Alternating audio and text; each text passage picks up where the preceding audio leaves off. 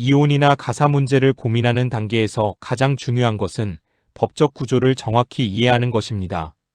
인천가정법원 변호사 이혼가사 상담을 진행하다 보면 감정적인 판단으로 절차를 시작했다가 이후 위자료, 재산분할, 양육 문제에서 예상과 다른 결과를 마주하는 경우가 적지 않습니다. 특히 인천가정법원에서 다루어지는 사건은 이혼뿐 아니라 양육권, 양육비, 면접교섭, 친권 등 다양한 가사 사건이 함께 연결되기 때문에 초기 단계에서부터 전체 구조를 이해하는 것이 필요합니다. 첫 번째로 확인해야 할 것은 사건의 유형입니다.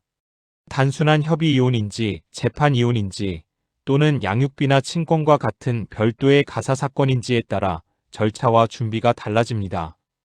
특히 재판 이혼의 경우에는 법원이 요구하는 이혼 사유가 충족되어야 하므로 단순한 갈등만으로는 진행이 어려울 수 있습니다. 두 번째로 중요한 것은 입증 구조입니다. 이혼 가사 사건은 주장만으로 판단되지 않고 객관적인 자료를 중심으로 판단됩니다. 혼인 파탄의 원인, 재산 형성 과정, 자녀 양육 상황 등 모든 요소가 입증 대상이 되기 때문에 현재 확보된 자료와 추가로 필요한 자료를 구분하여 준비하는 것이 중요합니다. 세 번째로는 재산과 채무를 함께 정리하는 과정입니다. 재산 분할은 단순히 명예 기준이 아니라 혼인 기간 동안 형성된 재산에 대한 기여도를 기준으로 판단됩니다. 부동산, 금융자산뿐 아니라 채무까지 포함하여 전체 재산 구조를 정확히 파악해야 합니다. 네 번째로는 자녀가 있는 경우 양육 문제에 대한 준비입니다.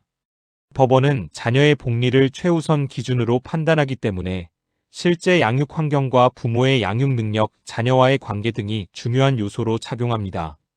단순한 주장보다는 현재의 생활 상황을 객관적으로 설명할 수 있어야 합니다. 다섯 번째로는 절차 선택과 전략 설정입니다. 협의로 해결할 수 있는 사안인지, 조정이나 소송이 필요한 사안인지에 따라 접근 방식이 달라집니다.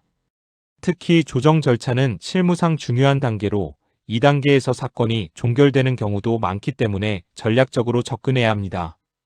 결론적으로 인천가정법원 변호사 이혼가사 상담은 단순한 법률 설명이 아니라 사건의 전체 구조를 분석하고 방향을 설정하는 과정입니다. 이혼 여부를 결정하는 것보다 중요한 것은 어떻게 준비하고 대응할 것인가이며 초기 상담 단계에서의 판단이 위자료, 재산 분할, 양육 문제 등 전체 결과에 직접적인 영향을 미치게 됩니다.